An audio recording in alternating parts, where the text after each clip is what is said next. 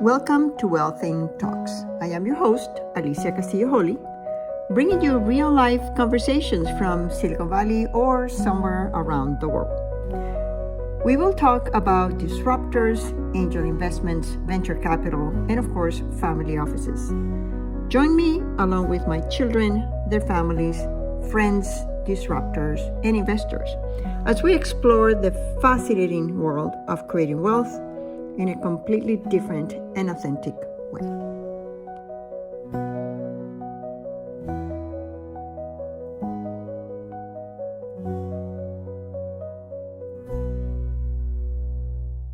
Okay, well, thank you so much, Scott, for being here. I am a big fan of Scott. I was just telling him how much I love him, what he does. I was invited to his ranch in Texas. He had a big family office, and he has a ton of just goodwill with veterans.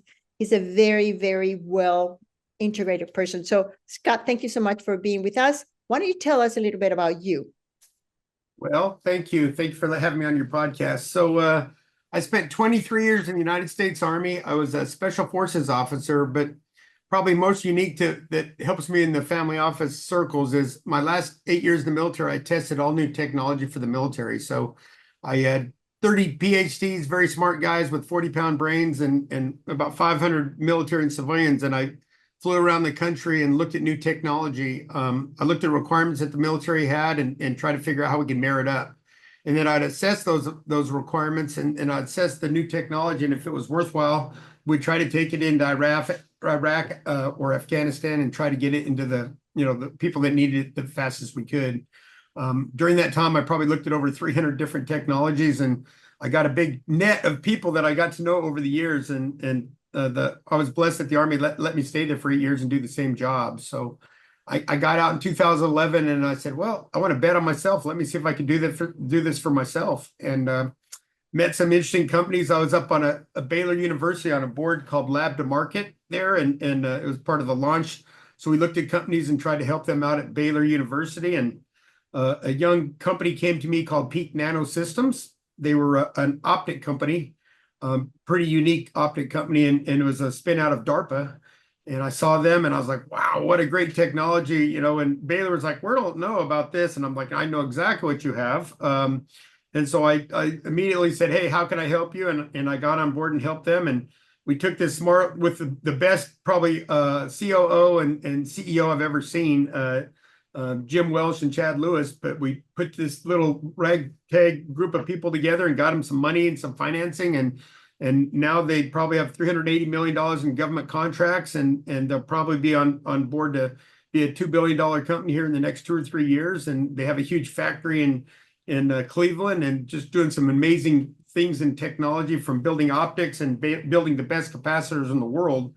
And after I helped them with that, a lot of companies said, hey, can you help us do that too? And it's grown from there. I've got some great partners from ex-military, from general officers to senior guys and contracting officers and acquisition officers from Special Operations Command. And now we advise a bunch of different companies and technologies, and we help them get funded, and then we help them grow and get into the hard to get to Department of Defense. Wow, what a trajectory. And you're such a humble person. So what is the one thing that you think makes those founders so special? What are the things that you look for? It's leadership. You can kind of tell when people are just real people. They're not fake. They're just, if you go to their company, every one of those people you could tell would run through a wall for them. They know every employee in that company. They know about them. They know what makes them tick. They believe in the people. The people know that the leaders believe in them. And when your leaders believe in them and you have a upward and a downward connection, that's dynamite. Like I said, some of the best people you'll meet, they're people you want to sit and drink a beer or coffee or have a barbecue with, but they're also people you want to go to battle with in the boardroom. But just absolutely brilliant. But when you have good leadership, that's a lot of business is based on relationships. And if you have poor relationships, but they have great relationships external to their business, but internally with their business, from the lowest receptionist to the biggest engineer, they have unbelievable connections. Just A++. The Peak Nano guys are absolutely one of the best I've ever seen. And that's saying something, because I've looked at over 300 different companies over the years, and when I saw them, I'm like, well, this is a no-brainer. I want to be a part of this, and we invested in them early on. So That's fantastic. That's also how I evaluate founders. It's can we have a connection? Are they real people? And I think this is a message that more people need to hear, because people try to detach themselves. I like the way you frame it, that you people you go to war with. I mean, that must be, yeah. And yeah. tell us, you were telling me about a couple of examples of companies. You want to tell me about a little bit more about those two companies? Well, Peak is a remarkable one. I kind of told you a little bit about Peak, so I'll just go a quick little bullet of Peak. So they have this grin technology, which is amazing. So they take 1,000 layers of polymer, compress them, lay them out, and they can put prescription in each lens, and then they can take optics all the way, the light all the way to the edge of the lens. So there's no better optic than them in the world. They're better day, better night, better resolution, better field of view. Just absolutely incredible. So they're winning just tons and tons of government contracts, and they're taking old existing optics in the military, and they're taking those lenses out and putting our lenses in. So basically, I think if you're in optics and you want to be in optics in the U.S. military, you better figure out who Peak is right off the bat, because there's nobody that can compete with them. They're also a U.S. made company, so 90% of all optics are built overseas right now, and with our new administration, everybody's pro building here in the United States. So this is a US made optic company, and that's incredible. But bigger than their optic is the same layers that they put in the optics, they can actually put in capacitors. So whether you're Elon Musk or whoever else, their capacitors are so much better. They last 5 times longer. They have no friction in there. And so they can hold more heat, more power than any capacitor there is in the world. So all the capacitor companies are figuring out how they can take their polymer extrusion and put it in their capacitors. So they're just growing. They're raising money right now to actually build some more bit plants. But I think they have 25x of people that want to buy their stuff than they could actually make right now. So they're growing, and I'm just happy for the guys and the whole team, because they're just exploding. Oh, that's fantastic. I think I sat next to them at your family office. I was freezing, by the way, that time. Oh, hey, Really. that was a cold day. It was like Oh normally here in Texas, winter, it's 70 and then we had like the cold storm come in. It was 30 degrees and we're all huddled in blankets. It was horrible. Yeah. But that was a lot of fun. And you also do a lot of things with veterans. It was really interesting, because I'm sitting at this family office event between the CEO of that company, or the CTO, who's a technician. So we were, I love technology. So we're talking about the technology. And on the other side was this guy who has the radio show for veterans. You remember? Okay. So Scott Knutson, I think it might have been Scott Knutson. He has the radio, and he does a little TV show, Cowboy Entrepreneur. yes. Really nice. Very nice guy. Yes, ma'am. So tell us a little bit about Cowboy and your ranch and the things that you do, because that, Well, people think we're just one-sided, but we're so holistic. all right. So I told you I worked at Operational Test Command, and when I was there, I used to go over to the Warrior Transition Unit. If you know what that is, a lot of soldiers that got blown up or burnt or hurt, and they're in this transition period where the Army said, are we going to kick you out, or are we going to let you stay in and reclassify into something else? And so a lot of these soldiers are stuck in these dorms at the hospital for 6 months, a year at a time. It's just not a good time for them, away from their families. So I'd go over to their office and say, hey, can you come for a hour a day or 2 hours a day? I'll send a bus to come bring you over to my office, and let's look at some technologies that I'm looking at. Maybe you can give me some pointers. You just got back from Iraq, Afghanistan. Maybe you can give me some pointers. But it gave them a sense of purpose. It gave them a way to get in a fight and help somebody else out, instead of just sitting in the dorm and twiddling their fingers. And they got a lot out of that. Well, that morphed into, hey, on the weekends, what are you doing on the weekends? Because instead of the dorm, do you want to come out to my ranch? And I have a ranch just outside of Fort. Now it's called Cavazos. It was called Fort Hood. And brought him out there and said, you want to go look for arrowheads? You want to go fishing? You want to shoot some guns or shoot bow and arrows or whatever? Drive a tractor. And then everybody gravitated to horses. And so we started putting them on horses and riding horses. And then a good friend of mine, a Cowboy Hall of Famer by the name of Larry Mahan, he passed away a couple years ago, but just a very good friend of the family's. And he said, Scotty, why don't you make this official? Set up a curriculum and start teaching this as a class. And so I got a good friend of mine, Tony Cole, and we put together a little curriculum. Had 3 people in our class. The first class didn't know what we were doing, and we're like, all right, we're going to do a veterans therapy, equine / ranch management / whatever class, and we fumbled through it, and but everybody who went through liked it, and then so we grew, and now my son took over, and we do 3 90-day camps a year. Each class has about 35 people in it. Since the very beginning, 2004, 2005, we put over 1,500 people through our Camp Cowboy. If you want to look it up, you can go to campcowboy.org and look at the website. But it's a 501(c). It's free for veterans, first responders, their families. Now we've morphed over the years. We have a Camp Cowboy University, so we have a whole big education platform there. So the veteran can log on there if they want to learn what's a SWOT analysis. There's a whole class on teaching them how to do and what a SWOT analysis. If you want to be, how to build your own business, how to be an entrepreneur, OSHA certifications, IT certificates, it's all free. They can log on and get all those classes for free. And now what we do is the first part of the class, everybody comes there and we interview them and say, hey, where do you want to be in life? What's your azimuth? Where do you want to go? Some of them say, hey, I want my own ranch. Some of them say, hey, I want to get into business. I need a mentor. Some of them say, I just want a better life with my kids and my family. And what we do is we try to get their azimuth and get them in line and go that direction. So I consult with a lot of companies. A lot of companies are willing to hire veterans and their families, and we try to do a little matchmaking. And to me, it's a good thing in life. You help one person, you help them get a job, you help them provide for their families. So that's my pet project. I love it. My son runs it. The whole family helps out. We do it at my ranch here. We just actually had a Camp Cowboy class this morning. So I was out there, and believe it or not, in class today, they were pulling a calf. There was a pregnant cow that the calf got stuck, and they went out there for the Camp Cowboy class and had to pull a calf. So it's always an adventure here, and pretty neat. That is fantastic. Yeah, I love being there, and just the energy was fantastic. What are the projects that you're working on that are exciting? Where do you see technology driving us in the future? Okay, well, everything, I think AI is just, it's here to stay and it's not going away. So I'm working on a lot of different AI projects right now, but the newest project that I'm working with is with 2 really great Americans. It's called Black Peak Group. And so a lot of government contracts, a lot of companies that I consult with, they get these government contracts. The problem is they don't have enough money to pay for equipment, to pay for their manufacturing, to hire the right staff. So we've got a fund that we can actually loan them money to get them through the valley of death for that first 5 months or 6 months until the government starts kicking in.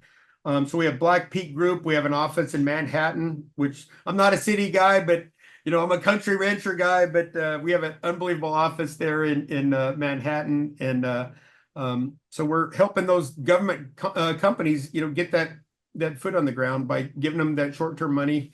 So that's the latest thing, and hopefully we'll turn that into more of an adventure fund so we can actually co-invest with them and do some stuff. But it's growing.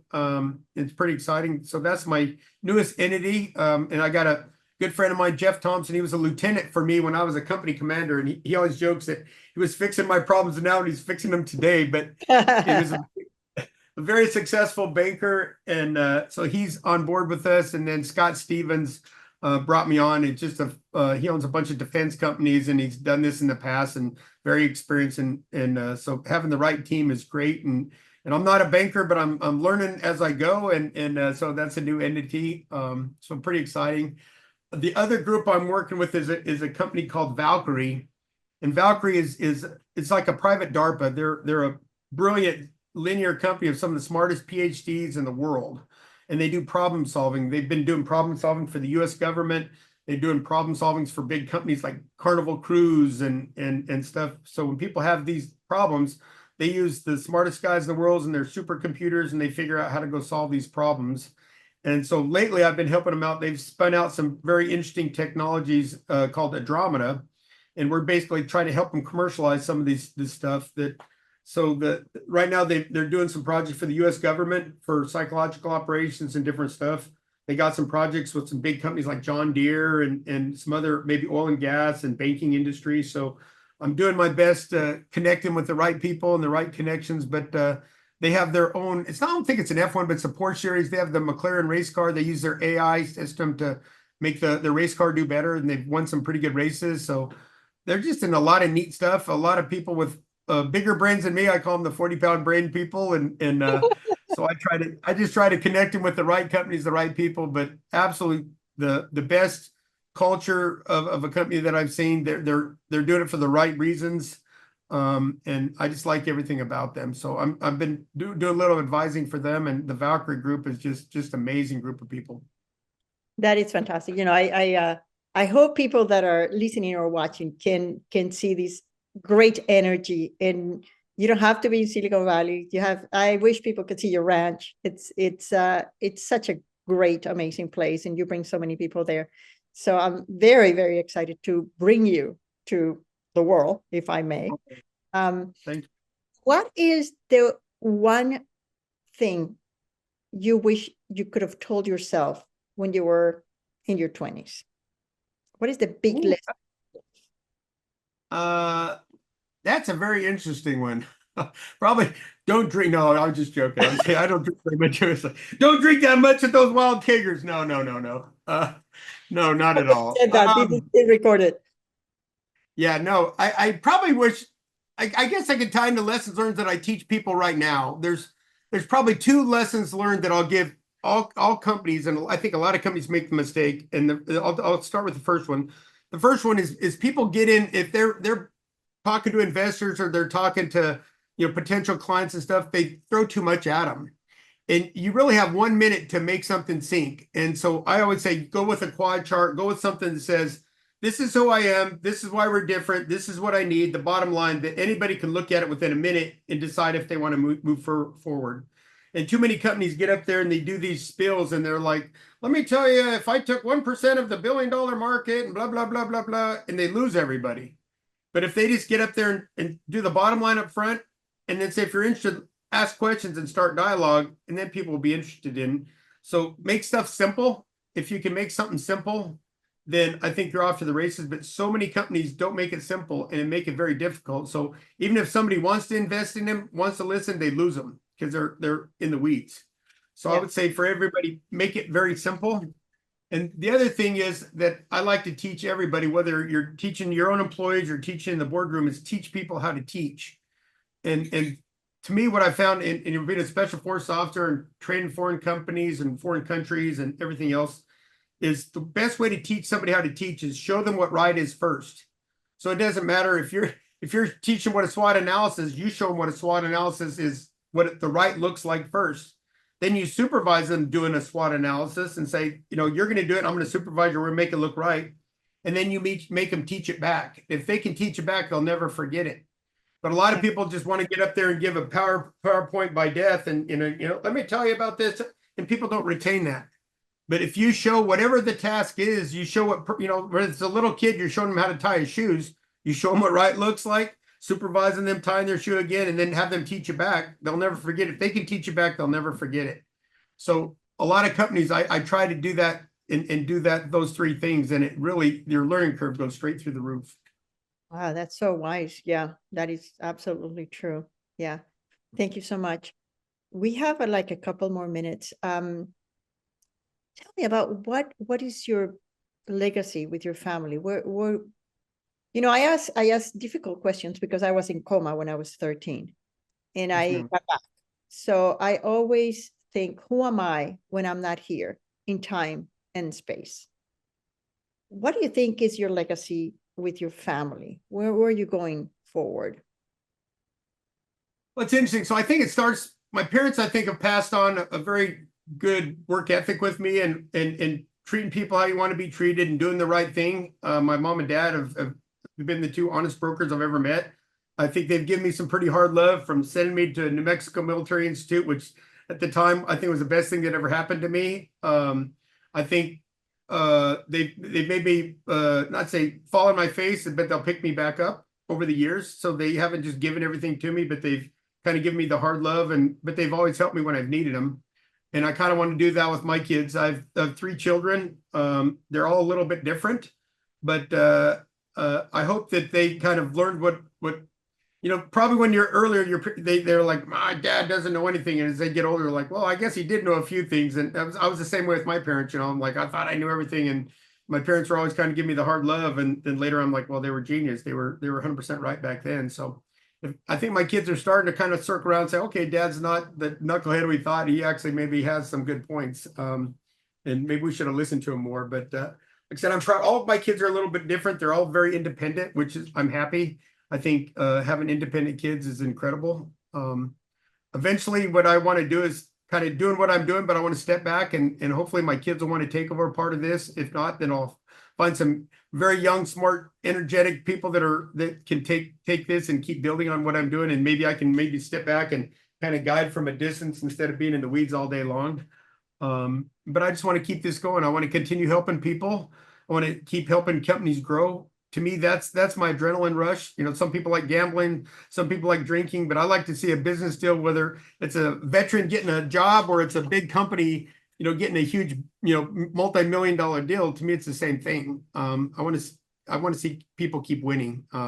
That's my adrenaline rush. That's what drives me. That's what keeps me going. When I see two companies or two people have a win, that's exciting to me. Thank you. Thank you so much. I think that's why we have so much affinity.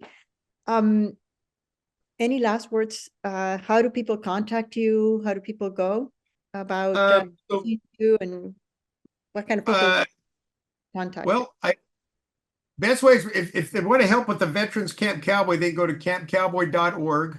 They can send a message to there, and that's a 501(c). If they want to donate that or come volunteer, or they just want to say, hey, I want to be a mentor, or we want to hire veterans. I'd love to connect people with jobs. That's an easy way. In the business world, you can go to Kingswood Defense, or you can just contact me at scott@kingswooddefense.com. That's a webpage. And then I also have I can start with that one, but I have a Black Peak Group email, but I'll just right now, the Kingswood Defense is probably the easiest one. I have a Cadet Holdings email, but Scott at Cadet Holdings, but I have a bunch of different entities, but Kingswood Defense is probably very simple for now. And then, you know, if they need the government financing for contracts, I can go to the Black Peak Group and vice versa. So like you, I know a lot of people and I like to help out a lot of people. And sometimes it had nothing to do financially, just connecting the right people and seeing them explode. Yeah. Thank you so much, Scott. Thank you for listening. I appreciate you. Appreciate your time, man. So thank you so much for listening to Scott. I met him by serendipity last year when I was here talking to John Sharp, who's a friend of mine, and he has a large platform for investment in Singapore. So John was here and he told me about Scott's family office gathering for a weekend. I happened to be almost on my way to Zurich. So I stopped at his ranch and then I continue. I fell in love with all they're doing. And one of the things that I really admire is the practicality of everything that they do and their intention to be of support of other people. This is what great investors do.